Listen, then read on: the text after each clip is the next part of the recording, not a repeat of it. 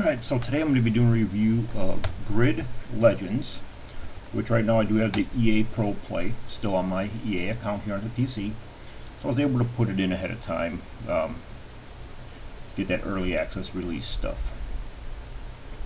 So I am doing it through EA Origin. If I do purchase the game, it will be purchased through Steam. But I'm going to show off a little something here. It says I still haven't played the game at all yet, which is bull. Been playing it for a bit now. But I'm going to click on the extra content here. This is one thing that's kind of got me going, what the heck is EA doing here? You got your Grid Legends Mechanic Pass, Grid Legends Sonic and Double Pack, then there's a Volt Pack.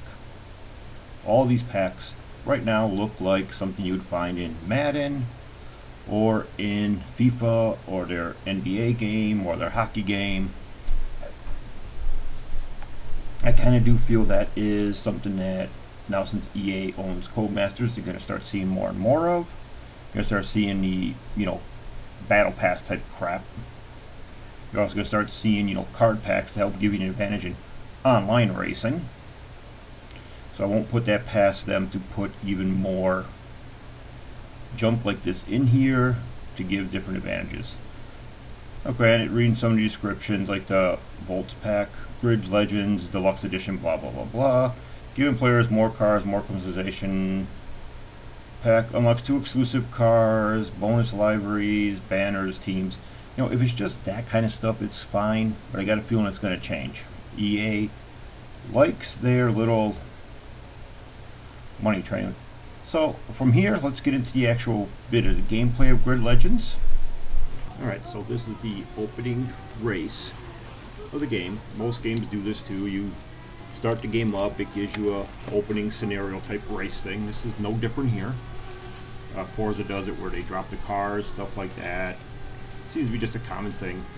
So this part of the race right here was running in 1080p, and I believe it was under ultra settings. And physically it looked good. I didn't even realize it was 1080p when I started playing. But as you see, like I said, this is just the opening race. It gives you a little feel for the game. And get you to see how bad I am at racing while I'm sitting here smacking other cars in the back end. Now, this opening race is part of something that I'm not 100% sure I like at the moment, and that is the story mode. Now, this next scene, I did switch it over to 4K. Had my HDR on at the moment. That's why the screen looks so bright. So before the race starts, I went in and turned it on off. So there, my HDR is off now, so it's not quite as bright. But this is another race a little further into the story mode. I think this is like the third part of it or whatever. So there are no spoilers in here, just the racing. Now, one thing that I have to give the game, I guess, is that the right way to say it? Whatever. One thing it is, it's Grid. It's a racing game. If you played the other Grid that was released a couple years ago before EA bought out Codemasters, this is very, very similar graphic-wise and everything.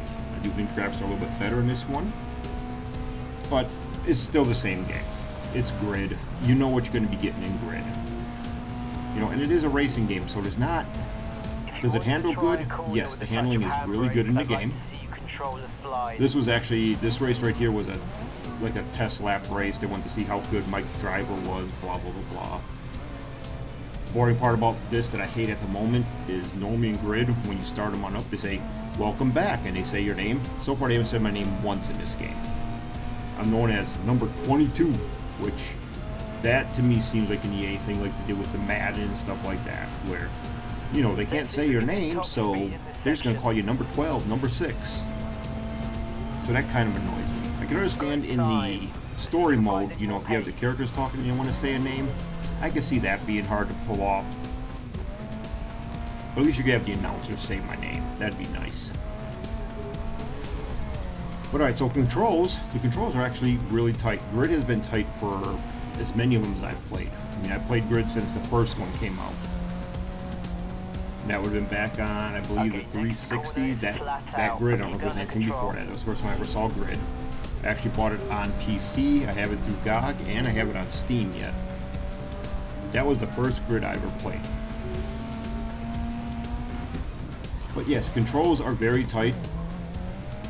Speed is really good. It looks really great. Graphic-wise, you gotta admit, it's beautiful freaking graphics. No complaint on the graphics here. Graphics are very, very nice. Now, sound-wise, I do have the sound down in this part. A little bit later in this video, you'll get a chance to actually hear what the engine sounds are, so I'm going to shut off the music so that I can have the engine sounds only. But as you can see right now, you know, the game is quite beautiful. Great work.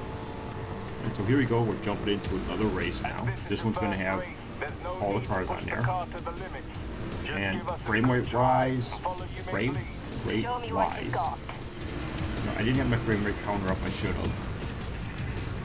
But this has got to be over 60 frames. If not, it has to be at least 60. I do have it set for unlimited frame rate. I have my monitor set up to run at 120 hertz. So, the game looks really good. I don't seem to have any problem with the frame rates. It's got beautiful draw distance. I believe I had the motion blur on too, which is something I usually don't do because I hate motion blur, but I think I left it on in this one. Yeah, I mean, it's a nice looking Shelby right there that I'm driving. Well, the rain effects, everybody's been kind of doing that lately. I do wish that they would put puddles on the road like I see in Forza. I didn't see any puddles here in this race. I really didn't feel any really major like hydroplaning either. It was just a straight up race. So physics when it comes to the water could probably be a bit better. You know, I'm used to this from most of the group games I play. I don't think I've ever had to deal with the water like I do in the Forza game.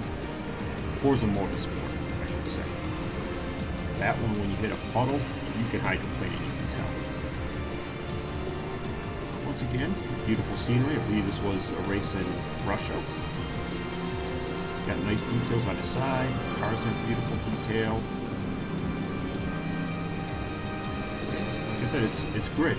What do you expect? I mean, it is grid. It's a racing game. You go around a track, you go in circles, and you outrun cars. Kind of hard to say anything more about a racing game than that. So it's at this point in the racing game where I shut off the music finally and decided to let's give the engines and the sounds of the game a little bit of a taste here and see what they sound like. So I will stop talking at this point. I'll turn up the volume for the cars so that way you can hear what it sounds like.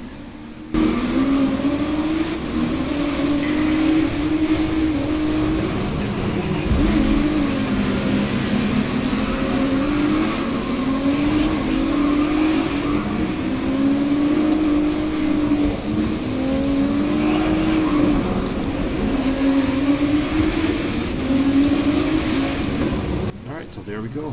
Give you a little bit of the sound, what the engine sounds like, and what kind of sound effects you get in this game. Music-wise, it's not bad, but I am a bigger fan of playing racing games of having the music off, especially when you're in a race, because I like to hear the sounds of the engines and all that. It's a lot better that way. But this is Grid Legends. And like I said, it's grid. You know, it's a racing game, it's grid. It does have beautiful graphics, great sound, great lighting, all that. But it is a racing game nonetheless, and it is grid. If you're into grid, you know what you're getting into. So, you know, is it worth the $60? To some, maybe. This is definitely a game I'm going to wait to go on sale for. Just because I'm not sure how EA is going to be treating Codemaster. And if I start seeing, you know, the packs coming in more and more and they create like an ultimate team style thing in racing, then Grid will probably no longer be a game I buy. But as of right now, yes, I will get the game, but I'm going to wait for it to go on sale before I buy it, because this does closely match the other Grid that came out a couple years ago. And Grid Autosport is still probably one of my favorite Grid racing games. So I hope you like this review. Hope it gave you a little bit of insight to at least show you what the game looks like and everything. But other than that, click that subscribe button, click that like button. If you like the way I'm doing these reviews where it's a little more of an honest opinion from me, let me know. And I will see you in the next video.